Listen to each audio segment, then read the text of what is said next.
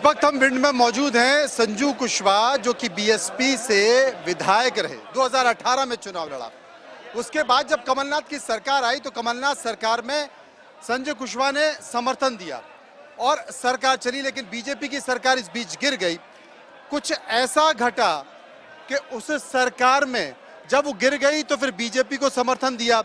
BJP ने red carpet Sanju भाई बिछा दिया आपके सामने और आप उस रेड कारपेट पर प्रभावित हो गए और बीजेपी ज्वाइन कर ली, लेकिन टिकट कट गया। ये सब घटा कैसे, ये बता। देखिए, जैसा कि आप कह रहे हैं कि बीजेपी ने रेड कारपेट बिछाया और वो रेड कारपेट लगातार बिछाते चले गए। बीजेपी के जो वरिष्ठ नेता हैं उन्होंने बुलाया। हालांकि आप टिकट कटने की बात कर रहे हैं तो मैं टिकट कटा इसलिए नहीं है क्योंकि मैं बीजेपी से जीता ही नहीं था।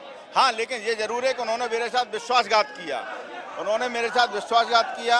आपने रेड कारपेट की बात की तो रेड कारपेट का मतलब ये था, उन्होंने हमको बुलाया, उन्होंने कहा अब आप ही हमारी पार्टी के चेहरा होंगे, अगले विधानसभा चुनाव आपको ही लड़ना है। तो उनके विश्वास पर मैंने पार्टी ज्वाइन की। तो अब जब आपसे किसने कमिटमेंट किया और बाद में कमिटमेंट पूरा क्यों नहीं हुआ? देखिए, सत्ता और संगठन के सभी लोग थे वहाँ पर, सभी लोगों ने मुझसे कमिटमेंट किया और कहा आप ही को चुनाव लड़ना है, और कमिटमेंट पूरा उन्होंने क्यों नहीं किया इसका जवाब तो वो अच्छे से दे सकती है। जब आपको टिकट नहीं दिया तो आपने फिर क्या सोचा कि अब कोई उपाय नहीं है, सबक सिखाना होगा, क्या किया? देखिए, मन में गुस्सा था, मन में पीड़ा भी थी। पीड़ा ये थी कि मैं विश्वासघात का शिकार हुआ। पीड़ा इसलिए नहीं थी उन्होंने मेरा टिकट काट दिया, पीड़ा इसलिए थी कि मैंने गलती की और मैं विश्वासघात का शिकार हुआ। दूसरा, मैंने चूंकि टिकट एकदम से कटा तो लगता ही कि मन में एकदम से गुस्सा आया, लेकिन मुझसे ज़्यादा गुस्सा क्षेत्र के लोगों में था। उनको लगा कि उनका टिकट कट गया। भाई, नाराजगी अलग बात है, हम घर में लड़ते झगड़ते हैं, लेकिन अगर घर के व्यक्ति के साथ कुछ गलत हो जाए तो निश्चित तौर पर घर वालों को गलत लगता है, भले ही उनमें आपस में बोलचाल ना हो। तो वही स्थिति हमारे क्षेत्र में बनी। पूरा क्षेत्र नाराज हुआ, भारतीय जनता पार्टी से नाराज हुआ। सबने कहा आपके साथ विश्वासघात किया है, तुम चुनाव लड़ो। मैं तो चूंकि बहन जी मुझे माफ़ नहीं कर रही थी, मुझे ऐसा लग रहा था कि बहन जी शायद माफ़ नहीं करेंगी, तो सब लोग कह रहे थे अगर बहन जी माफ़ नहीं करती हैं तो आप निर्दलीय चुनाव लड़ो, हम आपको निर्दलीय जिताएंगे। तो अब किन मुद्दों के जरिए आप भिंड की जनता के बीच एक बार फिर से जा रहे हैं? देखिए, जब 2018 में मुझे जनता ने बहुत भारी बहुमत से जिताकर भोपाल भेजा था, उसी दिन से, प्रथम दिन से मैं भिंड के विकास के लिए लग गया था, भिंड की तस्वीर बदलने के लिए लग गया था। जो 5 सालों में मैंने भिंड का विकास किया है, भिंड को नगरपालिका नगर निगम बनाई है, मेडिकल कॉलेज लेकर आए हैं, भिंड में चारों तरफ सड़कों का जाल बिछाया है, उमरी को नगर परिषद बनाया है, और मतलब इतने सारे काम करने के बाद, और भिंड में सबसे बड़ी बात, एक आप भी चूंकि ग्वालियर के रहने वाले हैं, हमारे पुराने मिलने वाले हैं, एक समय ऐसा था जब 6 बजे दुकानें बंद हो जाती थी, व्यापारी अपना प्रतिष्ठान बंद कर देते थे, माताएं बहनें घरों के अंदर कैद हो जाती थी। ऐसा वातावरण 2018 से पहले था। मैंने उस वातावरण को समाप्त किया, गुंडे बदमाशों को जिले के बाहर खदेड़ा या फिर घर पर बैठ जाने के लिए मजबूर किया। आज हमारी माताएं बहनें 12-12 बजे तक पूरे शहर में घूमती दिख जाती हैं। नौजवान साथियों के साथ कोई बोलने वाला नहीं है, हमारे बुजुर्ग भी घूमते रहते हैं, उनको कोई टच करने वाला नहीं है। तो इस काम के बल पर हम जनता के बीच में पुनः आशीर्वाद लेने के लिए आए। देखिए, एक जो सबसे बड़ी बात देखी जा रही है कि संजू कुशवाहा के आने के बाद अब ये सीट बड़ी रोचक हो गई है, त्रिकोणीय संघर्ष हो गया है। इस त्रिकोणीय संघर्ष में अगर देखा जाए, क्योंकि भिंड का अपना अलग एक पानी है, उसकी अपनी अलग एक तासीर है, तो क्या आप मानते हैं कि इस त्रिकोणीय संघर्ष में संजू कुशवाहा वो उपस्थिति दे पाएंगे जो 2018 में दी थी? देखिए, उपस्थिति तो आपने देख ली होगी, जनता में कितना उत्साह है, नौजवान साथियों में कितना उत्साह है। तो मुझे लगता है कि 2018 ही दोहराया जाएगा। 2018 दोहराया जाएगा, लेकिन इंतजार करना पड़ेगा। लेकिन भिंड के पानी की तासीर है, इसलिए यहाँ पर आना जरूरी। मध्य प्रदेश का ये चुनाव इस बार भिंड में एक अलग उपस्थिति दे रहा है। चौधरी राकेश सिंह, जो कि पूर्व मंत्री भी रह चुके, इस वक्त हमारे साथ मौजूद हैं। चौधरी साहब, ये चुनाव इस बार क्या कह रहा है? ये चुनाव समूचे मध्य प्रदेश में भारतीय जनता पार्टी की विदाई कर रहा है, शिवराज सिंह जी की विदाई कर रहा है। 18 वर्षों का शिवराज सिंह का कुशासन जो रहा, जिसमें बेरोजगारी रही, भ्रष्टाचार रहा, लोगों को किसान परेशान रहे, तो ये आखिरी नारियल शिवराज सिंह जी को मध्य प्रदेश की जनता उसमें हल्दी लगा के उनको दे रही है कि वो अब जाएं और नर्मदा जी के किनारे तपस्या करें। भाजपा जा रही है और कांग्रेस आ रही है मध्य प्रदेश में। अच्छा, किन मुद्दों के जरिए आप कह सकते हैं कि भाजपा जा रही है, कांग्रेस आ रही है? भाई, मध्य प्रदेश में किसान का गेहूं कभी शिवराज सिंह 100 रुपए बोनस का देते थे, तो हमारा गेहूं पूरे हिंदुस्तान से 100 रुपए ज़्यादा बिकता था, लेकिन कभी भी 2000 से ज़्यादा नहीं बिका। जब भी बिका। पिछले 3 वर्षों से 4 से तो शिवराज सिंह जी ने बोनस देना बंद ही कर दिया, तो गेहूं बहुत आदमी को व्यापारियों को बेचना पड़ा। लेकिन कांग्रेस ने अपने 11 सूत्री वचन पत्र में ये कहा है कि वो अगर सरकार में आई तो 2600 रुपये प्रति कुंटल गेहूं खरीदेगी किसानों का। तो किसानों को 1 कुंटल पे 600 रुपये का फायदा है। और मेरी नज़र में, मैं किसान का लड़का भी हूं, किसानी की है मैंने, करता हूं, 600 रुपये का एकदम इजाफा होना 1 कुंटल में बहुत बड़ा फायदा किसानों के लिए है। ये सिर्फ कांग्रेस कर सकती है, ये सिर्फ कमलनाथ कर सकते हैं कि 500 रुपये कक्षा 5 तक के बच्चे बच्चियों को मिलेगा, किसी भी वर्ग के हों वो। कक्षा 8 तक पढ़ने वाले बच्चे बच्चियों को 1000 रुपये मिलेंगे और 12 तक पढ़ने वाले बच्चे बच्चियों को पूरे मध्य प्रदेश के को 1500 रुपये महीने मिलेंगे। आपने एक संकेत बताया कि मध्य प्रदेश की जनता के साथ बीजेपी सरकार ने वादा खिलाफी की है, लेकिन तमाम ऐसे उम्मीदवार थे, उनके खिलाफ भी वादा खिलाफी हो गई और उसका फायदा आपको मिलता दिख रहा है। संजू सिंह जो बीएसपी में थे, बीजेपी ने रेड कारपेट बिछाया तो बीजेपी में आ गए और पता चला टिकट ही कट गया, अब वो बीएसपी से चुनाव लड़ रहे हैं। तो क्या माने कि त्रिकोणीय संघर्ष है और इसका फायदा आपको मिल पाएगा? देखिए, अब संजू सिंह तो एक तरीके से बहुत छोटे हैं। उनके पिताजी ने मुझसे चुनाव लड़ना शुरू किया था 1990 में, जनता दल से लड़े थे जब मैं पहली बार कांग्रेस से चुनाव जीता था। उसके बाद एक बार और वो लड़े हमारे खिलाफ चुनाव, आदरणीय राम लखन सिंह जी।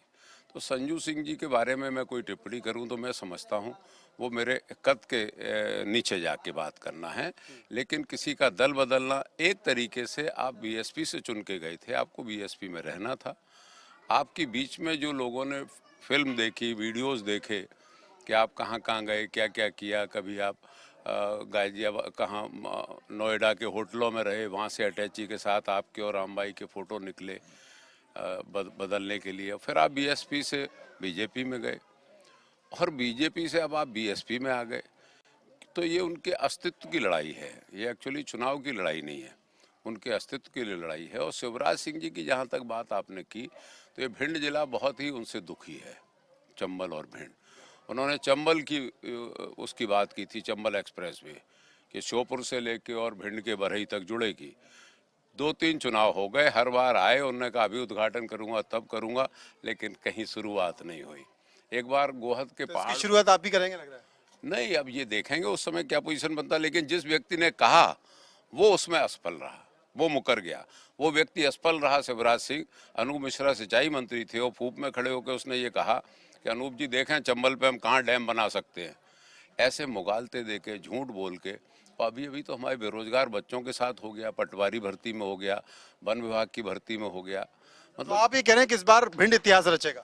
ओ, भिंड नहीं, मध्य प्रदेश भी इतिहास रचेगा और भिंड ने तो हमेशा इतिहास रचा। तो भिंड ने हमेशा इतिहास रचा है और वाकई अब देखते हैं कि ये चुनाव क्या कुछ कहता है। फिलहाल कैमरामैन सुधीर के साथ मनोज मनु। इतना मध्य प्रदेश के भिंड की अपनी एक तासीर है, ये चंबल का इलाका है और यहाँ का पानी बोलता है, यहाँ के लोग बोलते हैं, यहाँ के नेता बोलते हैं और यहाँ सब कुछ आसान नहीं होता है। ये अति संवेदनशील इलाका है और आप देखिएगा कि जब यहाँ पर काउंटिंग होगी, जब पोलिंग होगी, तो यहाँ पर उतना संघर्ष होता है जिसकी कल्पना आप कर नहीं सकते। आज का दिन खास इसलिए है, आप देख रहे हैं यहाँ पर ये शक्ति प्रदर्शन है, भारतीय जनता पार्टी का शक्ति प्रदर्शन है, क्योंकि भारतीय जनता पार्टी के नेता नरेंद्र कुशवाहा, तमाम समर्थक यहाँ पर हैं, शक्ति प्रदर्शन कर रहे हैं। हम इन्हीं से पूछने की कोशिश करते हैं, इस चुनाव में क्या है? इस चुनाव में जीत है। नहीं, सड़क है, बिजली है, पानी है, जी सब कुछ है। हमारे जो सर है वो सारी सुविधाएं देते हैं हमें। अच्छा, क्या करें? क्या मिलेगा चुनाव से?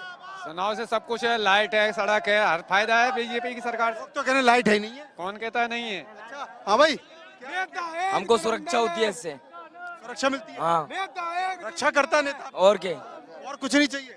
बस रक्षा चाहिए और कुछ नहीं। बिजली, पानी, सड़क, स्कूल, वो सब चाहिए, वही तो सुरक्षा है हमारी। वही क्या हो रहा है इस बार? नरेंद्र सिंह कुशवाहा जिंदाबाद, नरेंद्र सिंह कुशवाहा जिंदाबाद, नरेंद्र सिंह धुआंधार है।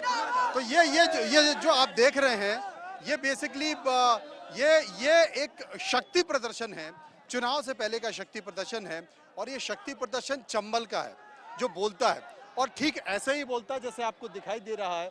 ये देखिए यहाँ पर रैली बीजेपी की निकल रही है, ये चारों तरफ रैली निकलती दिखाई दे रही है।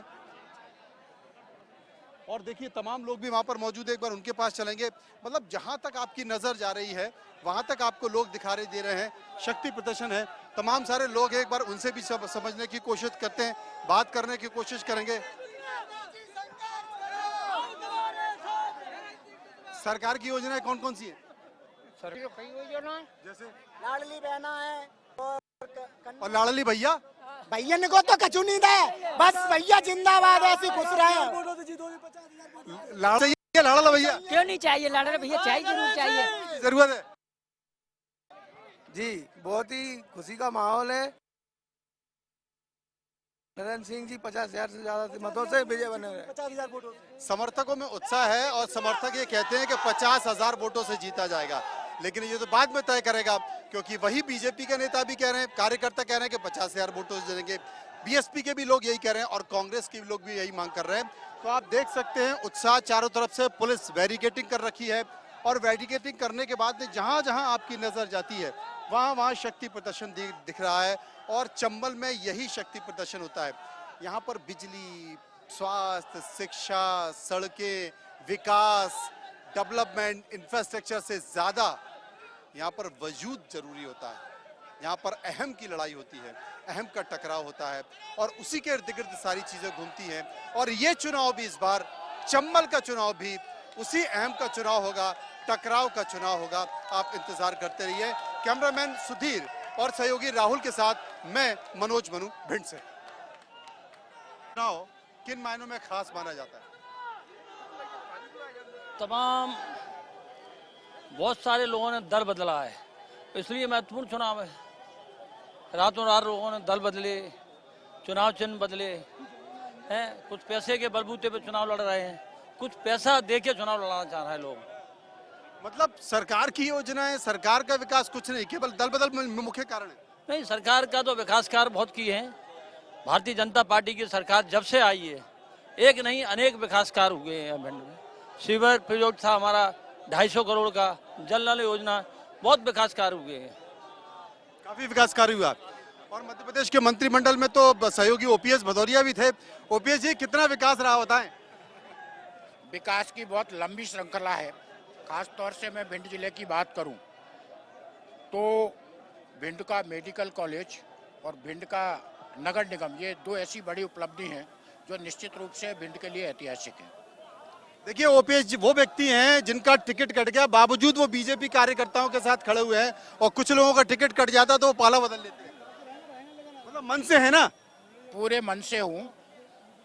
पार्टी का निर्णय है, सिरोधार्य है, कार्यकर्ताओं को सेक्रीफाइस भी करना पड़ता है, पर पार्टी का जो सोच है उस सोच के अनुसार हम लोग साथ काम करें। रमेश जी, इतिहास रचेगा इस बार? बिल्कुल इतिहास रचेगा। भिंड जिले की 5 में से 5 सीटें भारतीय जनता पार्टी के साथ में रहेंगी इस बार, और एक बड़ी जीत के साथ में सारे हमारे प्रत्याशी जीतेंगे। चलिए, बहुत बहुत शुक्रिया। तो कुल मिलाकर एक संकेत है कि ये है कि इस बार इतिहास रचेगा भिंड, लेकिन वाकई भिंड इतिहास रचेगा और देखना होगा, क्योंकि इस बार का चुनाव बहुत रोचक होने वाला है मध्य प्रदेश के लिए, और इतना रोचक होने वाला है कि जनता तो साइलेंट है लेकिन नेता बोल रहा है। अब परिणाम बताएगा कि वो क्या बोलता है। फिलहाल इतना ही।